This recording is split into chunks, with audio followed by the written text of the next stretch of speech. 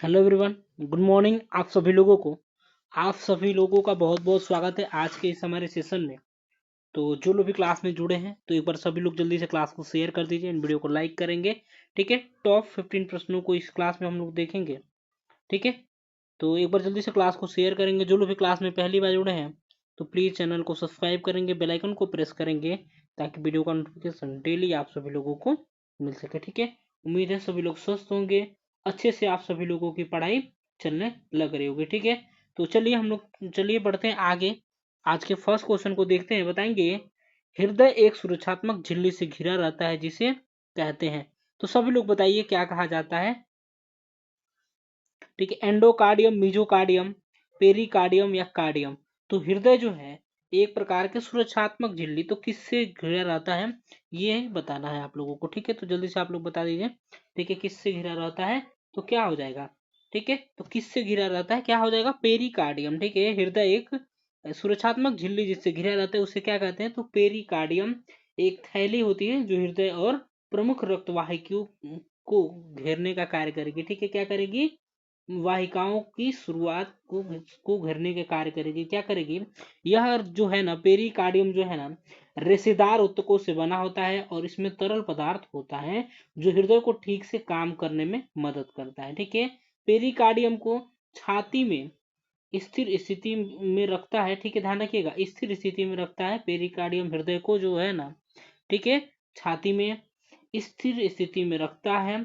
Pericardium हृदय को संक्रमण और अन्य क्षति से बचाता है। ठीक है, इंडोकार्डियम क्या होता है तो एंडोकार्डियम जो है ना हृदय की सबसे भीतरी परत होती है जो कच्छों और बाल्बों को ठीक है ठीक है स्तरित करती है, यानी कि एक अस्तर बनाने का कार्य करेगी। ठीक है, यानी कि कई अस्तर से मिलकर बना रहेगा। तो ये सबसे भीतरी परत होती है हृदय की, एंडोकार्डियम। ठीक है, और मीसोकार्डियम जो है मीसोकार्डियम जो है उत्तक की एक दोहरी परत होती है जो भ्रूण के हृदय को सहारा देने का कार्य करती है। भ्रूण के हृदय को सहारा देने का कार्य करेगी। ठीक है, ये चीजें ध्यान रखेंगे। और कार्डियम एक शब्द है जो कि विटामिन अनुरूप ठीक है मोलस्क की एक प्रजाति है। ठीक है, ध्यान रखना है इसमें से। ठीक है, कार्डियम। ठीक है, एक कैप्सूल भी आता है कार्डियम का। चलिए आगे बढ़िए, नेक्स्ट क्वेश्चन को देखेंगे। एक वयस्क में सामान्य कैल्शियम का स्तर आप लोगों को बताना है। एक वयस्क में सामान्य कैल्शियम का स्तर कितना होता है 8.6 से 10 mg प्रति डीएल। ठीक है, 10 से 13 mg प्रति डीएल, 13 से 15 mg प्रति डीएल या 15 से 19 mg प्रति डीएल। तो क्या हो जाएगा सेकंड का ऑप्शन ए हो जाएगा दोस्तों यहाँ पे, यानी कि 8 से ठीक है 8.6 से लेके ठीक है 10 mg प्रति डीएल हो जाएगा। ठीक है, यानी कि प्रति डेसीलीटर होता है। ध्यान रखिएगा, एक वयस्क में रक्त कैल्शियम का स्तर। ठीक है, ध्यान रखिएगा सभी लोग। कैल्शियम जो क्या करेगा तो शरीर में सबसे ज्यादा पाए जाने वाला खनिज तत्व होता है। कैल्शियम की कमी या ज्यादा मात्रा से दोनों से ही नुकसानदायक हो सकता है। ठीक है, आगे बढ़िए, नेक्स्ट क्वेश्चन को देखेंगे। थर्ड नंबर बताएंगे, एक वयस्क में समान ग्लोमेरुलर फिल्ट्रेशन दर। ठीक है, क्या ग्लोमेरुलर फिल्ट्रेशन दर पूछा गया है तो आप लोगों को बताना है कितना होता है। ठीक है, 50 ml प्रति मिनट, 100 ml प्रति मिनट, 150 ml प्रति मिनट या 200 ml प्रति मिनट। तो यहाँ पे क्या हो जाएगा दोस्तों, सभी लोग बताएंगे। ठीक है, तो क्या हो जाएगा यहाँ पे ऑप्शन बी हो जाएगा, यानी कि 100 ml प्रति मिनट होता है। ठीक है, आप लोग देखेंगे GFR। ठीक है, GFR यानी कि ग्लोमेरुलर फिल्ट्रेशन दर। ठीक है, क्या होता है ग्लोमेरुलर फिल्ट्रेशन दर GFR। ठीक है, कितना होता है सामान्यतः कितना होता है तो ये होता है दोस्तों कितना तो 90 से 120। ठीक है, 90 से 120 होता है। यहाँ पे ऑप्शन में 90 से 120 नहीं दिया है। ठीक है, 90 से 120 होता है। देखिए, इसका मतलब है कि हर मिनट में गुर्दे के ग्लोमेरुलस कि कितना खून गुजरता है उसका ये बताता है, यानी कि 90 से 120 ml प्रति मिनट खून जो है ना गुर्दे से गुजरने का कार्य करेगा। ठीक है, इसके लिए टेस्ट भी किया जाता है। और GFR कम होने का मतलब है कि किडनी ठीक से काम नहीं कर रही है। ठीक है, यदि GFR कम होगा तो किडनी ठीक से काम नहीं कर रही है, ये दर्शाता है। चलिए बताएंगे, वयस्क में सेरेब्रोस्पाइनल द्रव्य यानी कि CSF का सामान्य आयतन होता है।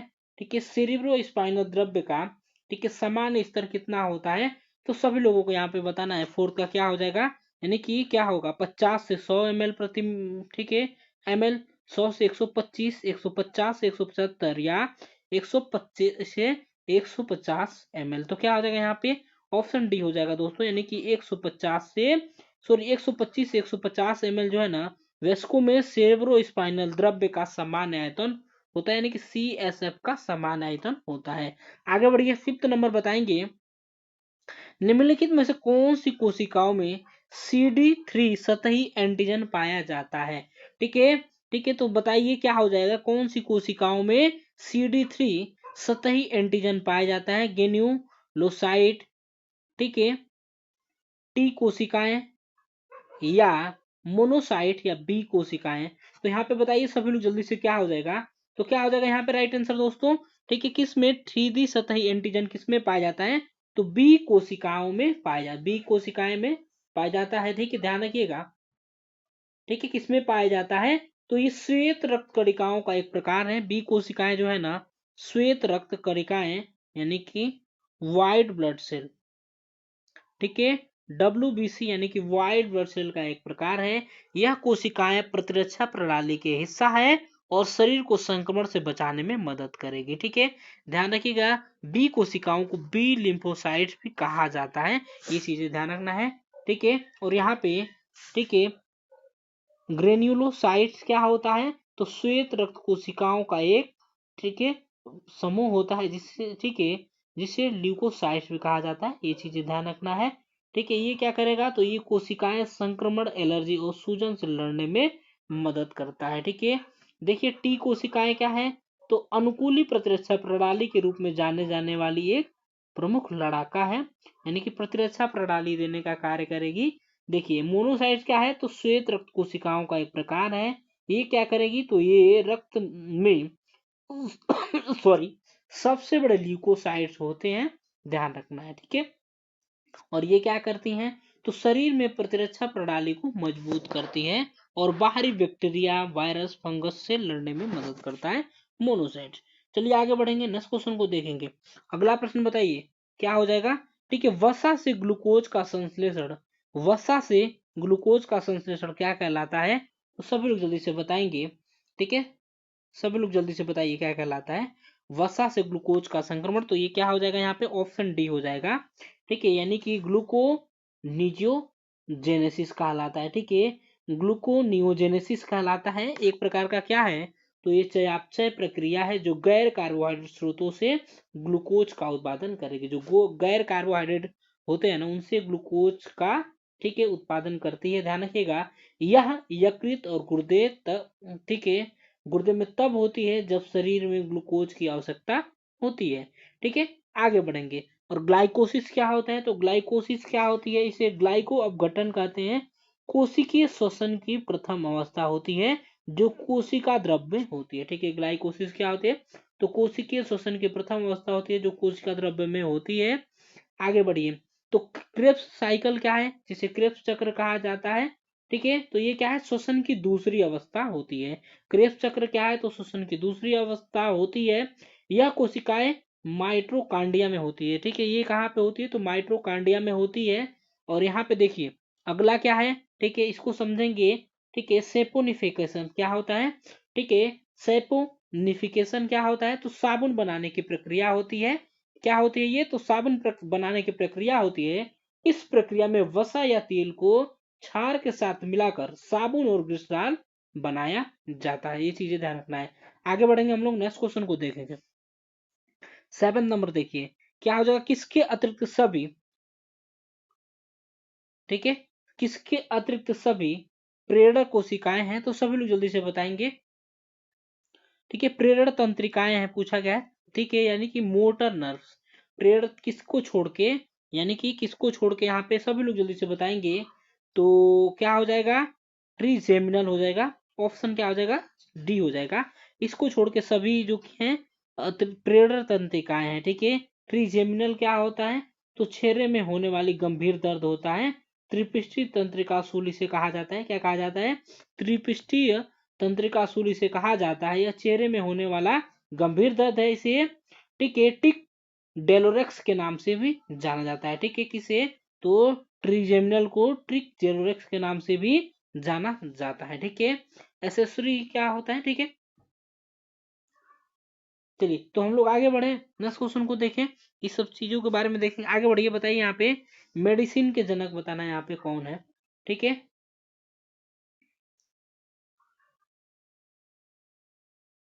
ठीक है, सभी लोग बताएंगे। मेडिसिन के जनक, फादर ऑफ मेडिसिन किसे कहा जाता है? सभी लोगों को बताना है।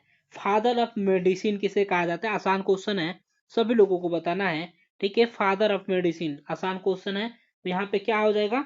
ठीक है, हिपोक्रेटस को, यानी कि ऑप्शन बी हो जाएगा यहाँ पे। हिपोक्रेटस को चिकित्सा का जनक माना जाता है, फादर ऑफ मेडिसिन इन्हें माना जाता है। ठीक है, देखिए हिपोक्रेटस ने चिकित्सा को वैज्ञानिक आधार पर स्थापित किया था। उन्होंने चिकित्सा पद्धति के नैतिक मानकों को बढ़ाया और कई बीमारियों को सही, ठीक है, सही विवरण दिया था इन्होंने, हिपोक्रेटस ने। ठीक है, चलिए तो आगे बढ़िए, हिपोक्रेटस हो जाएगा यहाँ पे। मेडिसिन के जनक किसे कहा जाता है? हिपोक्रेटस। अगला प्रश्न देखिए, बताइए सर्जरी का जनक, आसान क्वेश्चन है ये भी, ठीक है, आपने पढ़ा भी होगा। तो सर्जरी का जनक आपसे पूछा गया है, फादर ऑफ सर्जरी, सभी लोग बताएंगे। धन्वंतरी को, सुश्रुत को, सुकरात को या चरक को?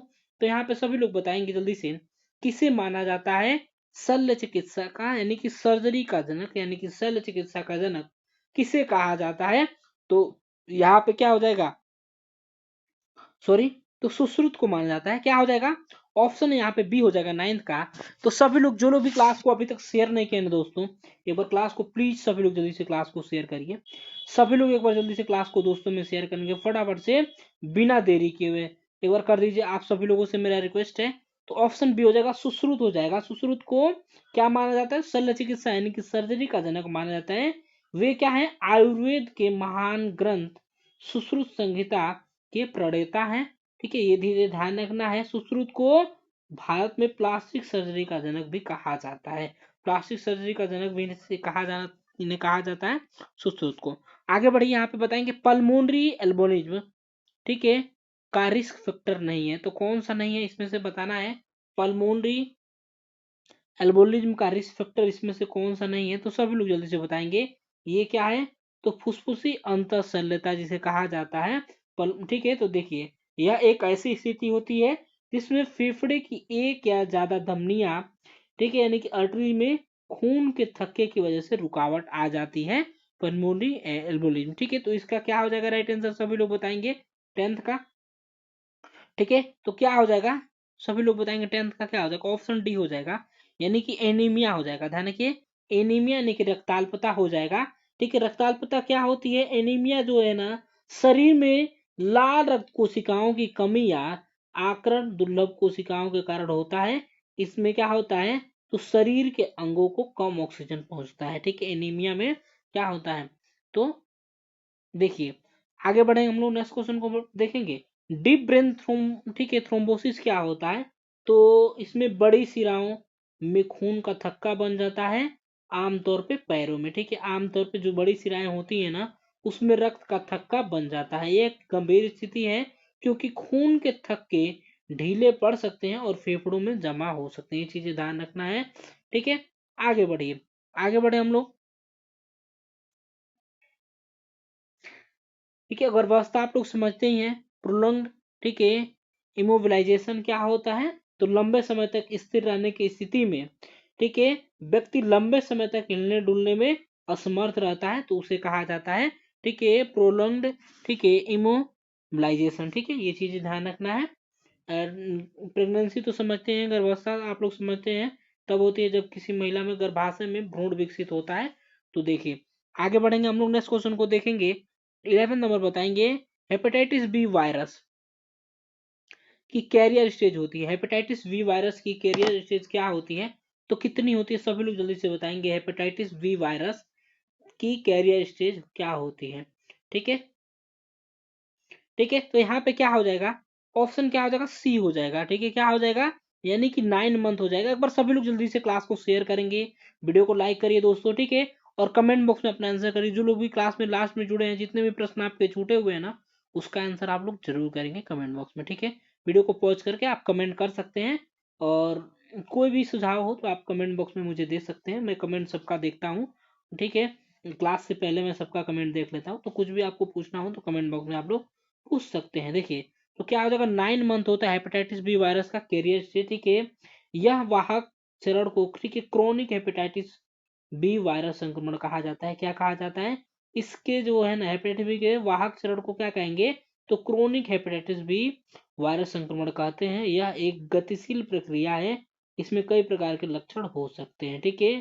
ठीक है, जन्म से माँ के द्वारा संक्रमित होने वाले बच्चे में 90% क्रोनिक वाहन, ठीक है, क्रोनिक वाहक बन सकते हैं। यहाँ पे ध्यान रखना है। चलिए आगे बढ़िए, नेक्स्ट क्वेश्चन को देखेंगे। 12 नंबर, निम्न में से कौन सा, ठीक है, स्ट्रिंग मटेरियल के साथ सबसे अधिक उत्तक, ठीक है, ठीक है, स्ट्रिंग मटेरियल के साथ सबसे अधिक उत्तक प्रतिक्रिया होती है, तो किसके साथ होती है, सभी लोग जल्दी से यहाँ पे बताइए क्या हो जाएगा। यानी कि सिवनी सामग्री जिसे कहा जाता है, ठीक है, हिंदी में इसे सिवनी सामग्री कह सकते हैं, ठीक है, सिवनी सामग्री क्या कह सकते हैं दोस्तों, सिवनी सामग्री से कह सकते हैं, ध्यान रखिएगा, ठीक है। तो ये क्या होता है, तो टाके लगाने के लिए इस्तेमाल होने वाली सुइयां और धागे होती हैं, ध्यान रखना है। तो यहाँ पे क्या हो जाएगा, 12th का राइट आंसर ऑप्शन ए हो जाएगा, यानी कि प्लेन, ठीक है, कैटगट होता है, प्लेन कैटगट होता है। यानी कि इसमें क्या होता है, ध्यान रखिएगा, यानी कि सिवनी सामग्री, यानी कि सीने वाला जो होता है ना मटेरियल, उसकी बात यहाँ पे की जा रही है, तो ध्यान रखिएगा, ठीक है। सिवनी सामग्री प्राकृतिक या सिंथेटिक हो सकती है, ध्यान रखिएगा, ठीक है। चलिए तो यहाँ पे हम लोग क्या देखेंगे, प्लेन कैटगट क्या होता है, एक तरह की सर्जिकल टाका है, होता है जो प्राकृतिक रूप से अवशोषित होता है, और इसे सादा कैटगट सिवनी भी कहा जा सकता है, ठीक है। ठीक है, क्रोमिक कैटगट क्या होता है, तो एक बांझ अवशोषित होने वाली सिवनी होती है, यह भेड़ या बकरी की आंत से मिलने वाले कोलेजन से बनी होती है, ध्यान रखिएगा, ठीक है। चलिए तो हम लोग आगे बढ़े, नेक्स्ट क्वेश्चन को देखें। 30 नंबर बताएंगे क्या हो जाएगा, ठीक है, निम्न, ठीक है, किस स्थिति में, बताइए किस स्थिति में अस्थि मज्जा प्रत्यारोपण बोन मेरो ट्रांसप्लांटेशन उपयोगी नहीं होता है। ठीक है, बोन मेरो के बारे में देखेंगे, अस्थि मज्जा प्रत्यारोपण क्या होता है, तो क्षतिग्रस्त या रोगग्रस्त अस्थि मज्जा को स्वस्थ अस्थि मज्जा स्टेम कोशिकाओं में प्रतिस्थापित करने की एक प्रक्रिया होती है, बोन मेरो ट्रांसप्लांटेशन, ठीक है। तो कौन सी स्थिति में नहीं किया जा सकता है, तो सभी लोग बताएंगे यहाँ पे क्या हो जाएगा, तो ये नहीं किया जाता है किसमें, परनीसियस एनीमिया के स्थिति में, ठीक है, अस्थि मज्जा प्रत्यारोपण नहीं होता है, बोन मैरो ट्रांसप्लांटेशन नहीं होता है। देखिए एक तरह का रक्ताल्पता होता है जो विटामिन बी 12 की कमी के कारण होता है, परनीसियस एनीमिया विटामिन बी 12 के कारण होता है, और इसका रासायनिक नाम क्या होता है, साइनो, देखिए साइनोकोल्वामीन होता है विटामिन बी 12 का, और काफी लोगों ने लिखा भी था आज, ठीक है, काफी लोगों ने लिखा था, मैं देखा था भी था, काफी लोगों ने लिखा है, मैंने पूछा था लास्ट क्लास में आप लोगों से, विटामिन ए से लेके के तक का आप लोग रासायनिक नाम लिखेंगे, तो सभी लोग, काफी लोगों ने लिखा था, और जो लोग नहीं लिखे हैं वो लोग लिखेंगे आगे से, ठीक है। इसमें शरीर में लाल रक्त कोशिकाओं की कमी होती है, जिससे क्या होता है, शरीर के ऊतकों तक ऑक्सीजन प्रवाह कम हो जाता है, इससे थकान और कमजोरी महसूस होती है, ध्यान रखिएगा, ठीक है। चलिए आगे बढ़ेंगे, थैलेसीमिया को देखेंगे। थैलेसीमिया क्या है, तो यह खून से जुड़ी बीमारी है जिसमें ऑक्सीजन ले जाने वाला प्रोटीन सामान्य से कम मात्रा में हो जाता है।